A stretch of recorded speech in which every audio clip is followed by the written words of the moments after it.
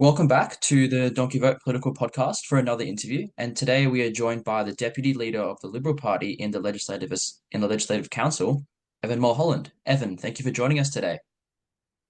Thanks for having me. Just for our audience out there who may not know an entire lot about you, could you give us a little brief description of yourself just before we get started with the questions? Yeah, no worries. So my name's Evan Mullholland. I'm the Liberal MP for the Northern Metropolitan Region. So that covers the northern suburbs, everywhere from the Melbourne CBD past Craigieburn to Wallen. I got elected at the November 2022 election. You've got about half the Legislative Council, which are new MPs. So it's quite a lot of renewal in all sides of the aisle. I'm 34 years old and have had a diverse range of backgrounds from working as a consultant for Foxtel and Telstra and also in the tech sector as well for a startup. I've also worked in the federal opposition and the previous federal Liberal government for then Senator Mitch Fifield, who was the Minister for Disabilities and Aged Care, as well as Minister for Communications. So got to be amongst a sort of wide range of portfolios. Also have a background in drama and theatre and community theatre as well. In the northern suburbs, I was president of a performing arts company called Arc Theatre, which runs major musicals for young people, as well as a community choir and a children's choir as well. So very interested in the arts. It's something I spoke about in my maiden speech. Support for the arts, I think, is really critical as well. Often we see a lot of taxpayer funding going towards sporting clubs, but community arts organisations are really vital for our sense of community as well. Currently, I am the Shadow Minister for Home Ownership and Housing Affordability, something I'm really passionate about, and I also discussed in my maiden speech. And I'm also the Shadow Minister for Outer Suburban Growth. So looking at how we can better service our growing areas of Melbourne with better infrastructure, transport, healthcare, and job opportunities. Yep, and just to go back to your description there a little bit about your career in arts, I never actually expected that from you, Evan, that you've got a pretty big interest in the arts and directing and that sort of thing. Yeah. And it's something I've always been interested in. So through high school, I did extracurricular activities and got into footy, but found myself wanting something else and got into drama and theatre and did a few plays and musicals and did that through senior high school.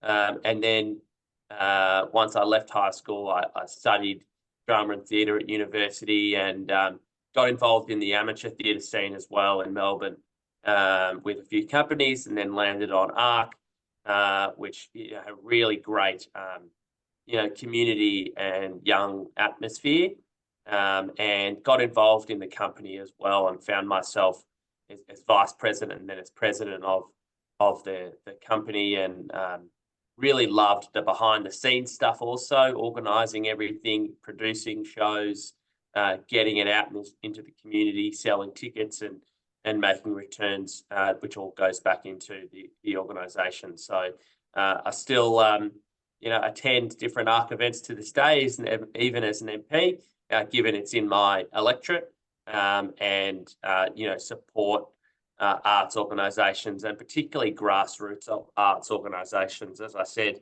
we see politicians falling over to hand out taxpayer money for a new Bain Marie for a cricket club, whereas I think investment in the arts is just as important, particularly grassroots arts organisations that involve so many people in the community and are such a good outlet for young people and crucial for social interaction for people.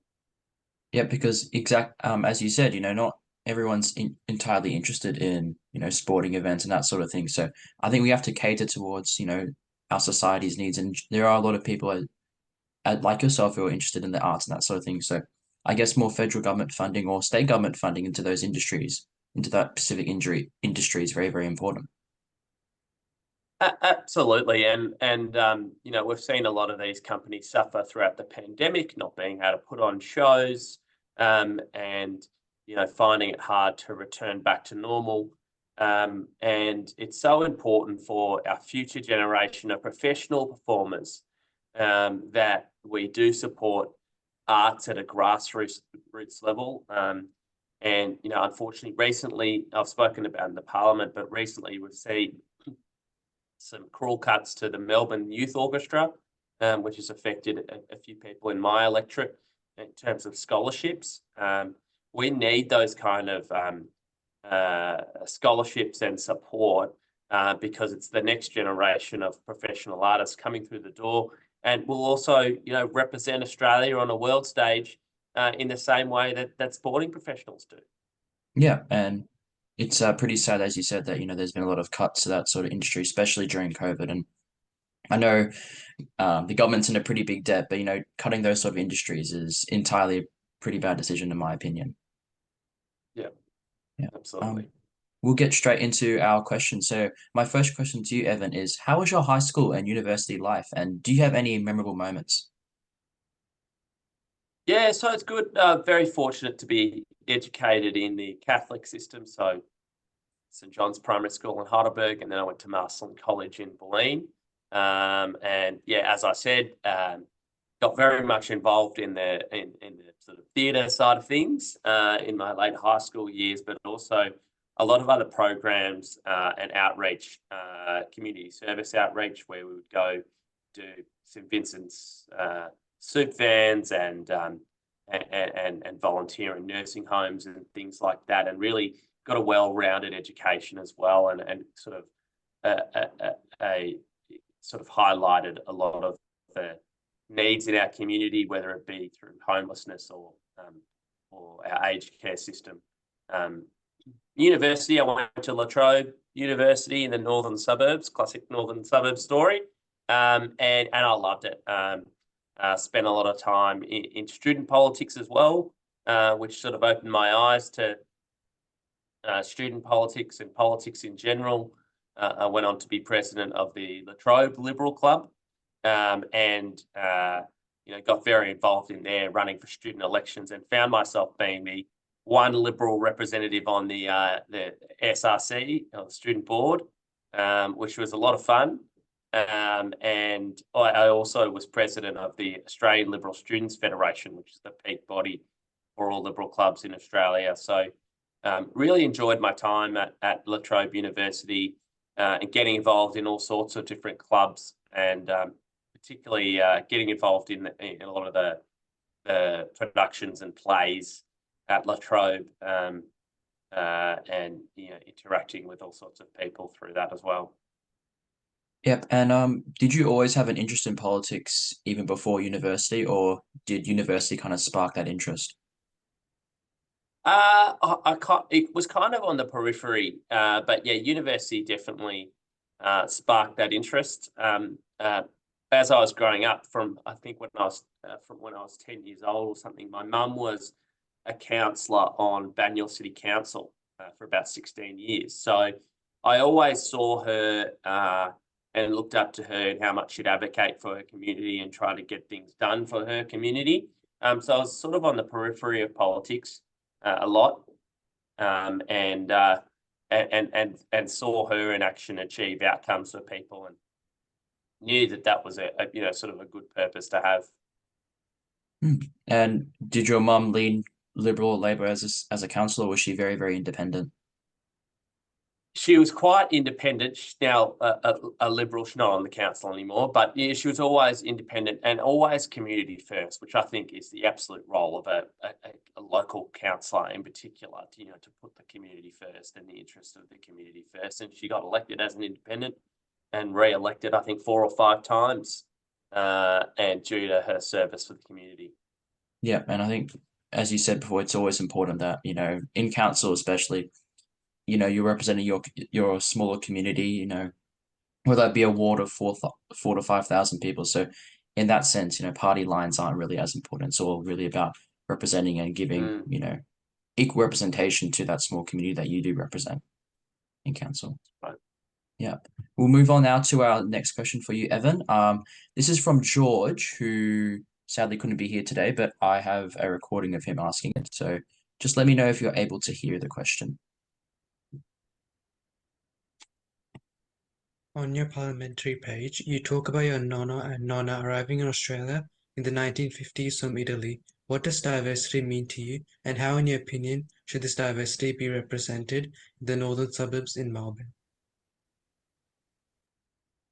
Were you able to hear that, Evan? Thanks, George. Yeah, I do talk about that, and I talk about it a lot.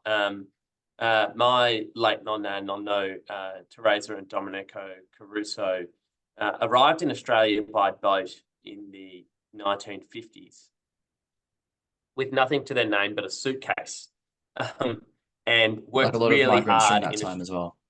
like so many migrants, right? And uh, uh, found a place for themselves with my nonno's brother in Coburg, and then eventually found a home for themselves in Reservoir, which back then was the outer suburbs, the very end of the suburbs, and really worked so hard. My nonno worked almost 7 days a week as a metal worker to put his family through education, and found that so important. And they were always a great role model to me and a great sounding board to me and encouragement to me throughout my life. And I'm one of four and also a twin, and they would often help with the babysitting and help with the family because family was so important to them, like many migrants.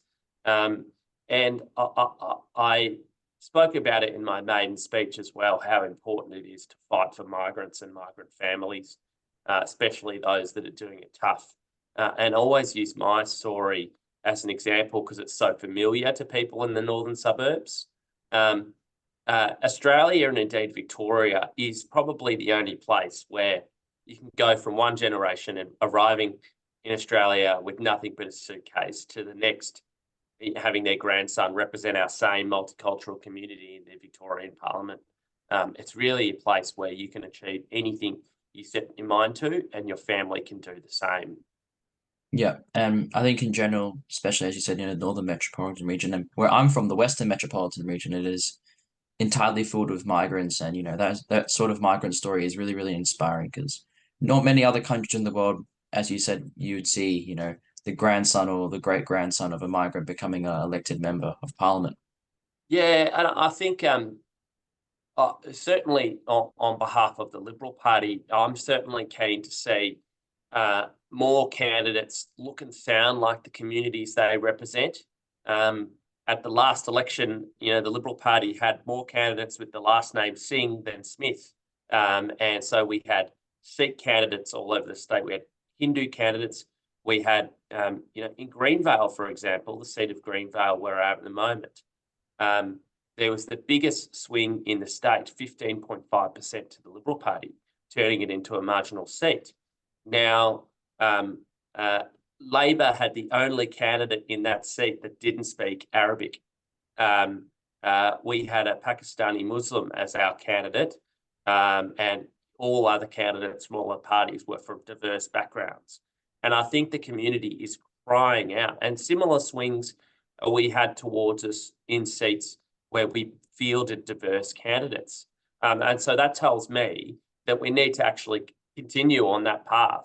And it also tells me that it's not good enough for the Labor Party to keep, pre-selecting people through factional deals who don't belong to or represent or look like their communities. I think the member for Point Cook was picked from Frankston, and certainly out here we see it all the time. People being pre-selected for supposed safe Labor seats by the Labor Party come from faraway suburbs. And I think the electorate is sending a bit of a message that it's not good enough, and they want to see their own represented. We've got our, historically, I think, the first Vietnamese refugee as a Liberal MP in Trung Luong in the western suburbs. And also last year, we elected Nicole Werner as our Liberal MP for Warrandyte. in the by-election. She's the first Asian woman to be elected to the Legislative Assembly. That is, you'd already think it'd be done by now, but it's just a fantastic achievement and long overdue. And, you know, what I hope to see is more of that. Yeah, and as you did say there, that Point Cook electorate, I am currently in the Point Cook electorate. I'm from Point Cook as well, so I do know Matthew Hilakari's, you know, originally from Frankston, and I think the candidate you were talking about in Greenville was Mangani, if that's correct. It was Uh, Mangani, yeah. yeah, and then you know there were some other great Liberal candidates all across the western and northern region. I know for Tani it was Preet Singh, and there were many more great you know multicultural candidates. So hopefully in the next couple of years, many of them get elected, and as you did say, you know that representation of those communities is greater. Absolutely. Yeah, we'll move on now to our third question for you, Evan. So you did talk about this at the start of the interview, but you've had multiple careers before politics, such as working as a consultant, as a government advisor, and a communications professional. How have these careers shaped your political career and helped you in your political journey? Yeah, thanks. So my first political job was actually working a day in the week of the electorate office of Matthew Guy. Oh, okay. And that was when he was the member for the Northern Metropolitan Region. And so it was a great job to have while at uni. And it sort of gave me an insight into politics and how electorate offices work and speaking to constituents and things like that. And I went on to work for Mitch Fifield, who was the senator for Victoria from about 2004 until 2019, and worked for him for about 5 or 6 years in opposition. So worked in the sort of Abbott opposition, and you know, Field helped him get re-elected, but also you know, in a number of seats that we needed to win government as well, and had the opportunity to become an advisor in that government, and you know, work in really interesting areas like aged care and disability, and also communications as well. So I really enjoyed my time with Mitch, and I think probably because he was a staffer to Peter Costello, advisor, so you know, really know how to treat their staff well, but also you know, train up young people and the next generation of Liberals to be effective communicators and skilled operatives. And I then worked at the Institute of Public Affairs, which is a free market think tank. And through working for Mitch, was sort of really interested in the media and being a press sec and writing. And you know, effectively communicating. So I got the opportunity to be a media manager there, and then the director of communications at the IPA. So I was always speaking to journalists and you know, pitching stories, turning research into stories and news articles and news stories through the media. So I think you know, one thing I definitely learned through that job that has helped me in my job is how to sell a message to the media. What the media is interested in, which is always a hook for a story, and being able to effectively communicate that and solve issues for people through the media. And so I'm always advocating on behalf of people. We had an issue in the suburb of Calcallo, for example, where there's one road in and one road out of a housing estate onto a single lane road, even though they've built 7,000 homes in that estate. And so you can see what's going to happen. Traffic's going to back up, which it did. And it took people an hour to get out of their own housing estate in the morning. And so it was basically at the time the number one issue in my electorate that people would contact me about. And so you know, I just thought I've had it up to here with the government doing nothing. They did announce building a slip lane to the Hume, which would make it easier for people to go directly to the freeway. But on the website, it said it wasn't due to be completed until 2026. And I just looked, these people don't have until 2026. A lot of people are already selling up and moving out because they literally can't leave.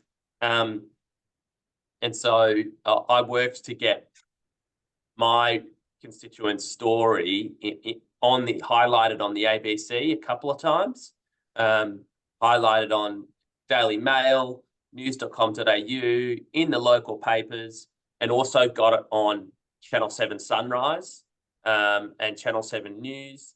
And eventually the government was forced to act and fast-tracked that building of a slip lane from 2026 to September last year.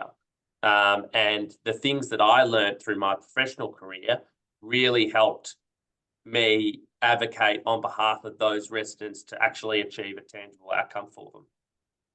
Yep, and I think I've watched a couple of stories in the ABC and Channel 7 Sunrise about that specific issue in Kalkaloo, and a lot of the residents there, it's pretty crazy that there's only one road to get out of a single estate. So I'm glad that that issue's been resolved. And I think in general, as you said, Evan, we are in the digital age, so it's all important that, we connect through media and that sort of thing to present our issues and represent our community through that, whether that be social media, whether that be news media. Yeah, absolutely. Yeah. We'll move on now to our next question. This is coming from Tobias, who also wasn't able to be here. I think this relates a little bit more to your shadow ministerial roles in home ownership and housing. Hello there. My first question is, what do you think should be done in order for housing to be more affordable, especially those for first-time home buyers? Yeah. Well, I was chuffed and excited to be appointed by Opposition Leader John Pizzuto as the Shadow Minister for Home Ownership and Housing Affordability. I think it's a critical issue of our time, particularly for my generation and generation before me as well. Being able to get a slice of the Great Australian Dream, and many feel that the Great Australian Dream is now out of reach, and I have hope that it's not, and want to do everything to make sure that it's not. The first order of business would be to restore confidence in the residential construction sector. We've seen multiple companies fall over and go under due to a lack of supply, labour, and materials. Now, the inflationary pressures on those costs is coming from the government's mismanaged big build. When you've got 4 major infrastructure builds going on at the same time, at this case, Metro Tunnel, Westgate Tunnel, Suburban Rail Loop, Northeast Link, and other projects around the state. Obviously, that's going to have effect on supply, labour, concrete, things like that. And that's having real pressure on our housing market. You're not going to be a labourer on a home site for $70,000 a year if you can go in $200,000 on a big build construction site. So our builders are finding it really hard to get labourers into those builds, and that's pushing up the cost of housing quite dramatically. And unfortunately, we've seen builders affected like this who are quite dodgy builders that have been taking deposits from customers knowing they're going under and not taking out domestic building insurance on their behalf. And so, which they're required by law to do so. And so most people would be well aware of the Port of Davis collapse. The Liberals and Nationals ran a campaign and forced the government to compensate victims of Port of Davis so they could get their deposits back. This is meant to be the government's job, the regulator's job, the Victorian Building Authority, to enforce the law and crack down on dodgy builders that are doing this and stop them from doing it in the first place. The systems in place to stop that clearly haven't worked. And Port of Davis really should have been a wake-up call to fix this, but unfortunately we've seen it happen with other builders like Montego Homes and Chatham Homes. And again, it's a similar situation, I guess, to Kalkaloo. Me and my office spoke to about 60 of these families affected by Montego Homes. And some of the stories are just heartbroken. Jess from Doreen, a single mum, saved for 9 years for her deposit. only to have it slip away due to a dodgy builder and that lack of enforcement. So we got the story up in the Age about it. We also got on the front page of the Geelong Advertiser. There was a big group affected at Mount Dunedin, and put pressure on the government there. Got it on the front page of the Whittlesea Review instead of Yan Yan, marginal seat, using the victims to tell their stories and putting pressure on the government in that way. And last week they actually... Yeah, continue, Evan. Yeah, and last week they actually came out and said they, folded and said they would compensate those customers. The other thing I want to mention in regards to home ownership and it being out of reach, I'll give you one example of a major impediment being stamp duty. Now, the first home buyer stamp duty discount, if your home is under $600,000, you don't have to pay stamp duty, and it tapers off as a discount to $750,000. Those prices were set about 10 years ago. Obviously, the market has moved. In that price range, you're only really going to be able to get a small apartment or a home in an outer suburb really far away. And so obviously we need to change those thresholds, and we've consistently called for those thresholds to be increased to allow more people to have that stamp duty discount. And obviously we need more supply as well into the market.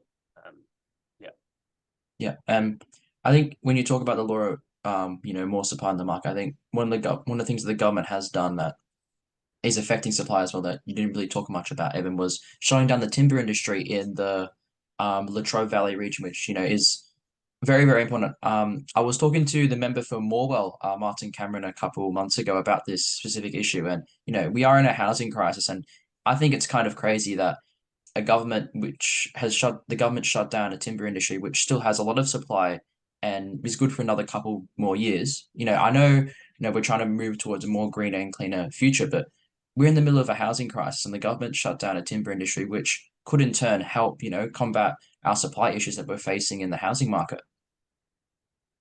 Yeah, correct. And it also doesn't mean that there's any less requirement for good timber. We're just getting less good timber from places like Indonesia. So trees are still being cut down. We're just losing out on all the Australian jobs that the timber industry supports. And so I think that was a terrible decision by the state government. Yeah, it really was. So, hopefully with some more media pushback from you, Evan, maybe the government could back down on that decision. I doubt it, but we'll see. We'll see. We'll see. We'll now move on to our next question for you, Evan. This also is coming via George, who, as I said before, wasn't able to make it today. Oh. Who would you say is a political role model or idol? You get that one, Evan? Yeah, I did. Probably a few people. So, probably number one is Peter Costello. I just remember that time during the Howard government, and he achieved some really tough reforms. The GST being one of them, reforming our tax system, paying down the debt, and then and being able to give that back through family supports. I just think he was a really steady hand and a good role model in that sense, and a great Victorian. And the other one I would say actually is my now colleague Matthew Guy. Gave me my first job in politics, but as planning minister, achieved some incredible things. Approved more building of homes than the entirety of this Labor government just in one term, and really stabilised the housing market and the housing prices. And we've never seen more approvals than under him, and more planning of our growth areas. And unfortunately, since this Labor government's been elected, the infrastructure hasn't really kept up in those suburbs, but really set about on changing the landscape of our city and what our city looks like. And finally, I would say, I've touched on it before, but my other role model is my mum, Jenny, who was councillor for 16 years, and I really looked up to in terms of her drive to achieve outcomes for people.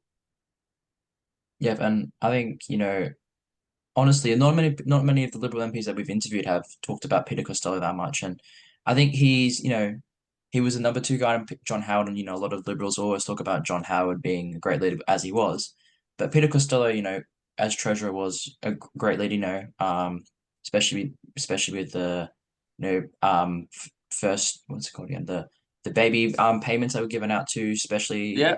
those kids who were born in the 2000 region, which includes myself and George and Tobias. So there were a lot of great policies that Peter Costello had as treasurer, which I think sometimes are underrated and not talked about as much. Everyone talks a lot about John Howard as the leader, but Peter Costello was the treasurer at the time, and a lot of those great policies via, and keeping our debt low at that point in time was all, I guess, under the mastermind of Peter Costello. Yeah. We'll now move on to our second last question for you, Evan. I do realize we are running out of time a little bit. But yeah, this is from Tobias. All right. My next question is, what made you run in the 2022 Victorian state election for the Liberal Party?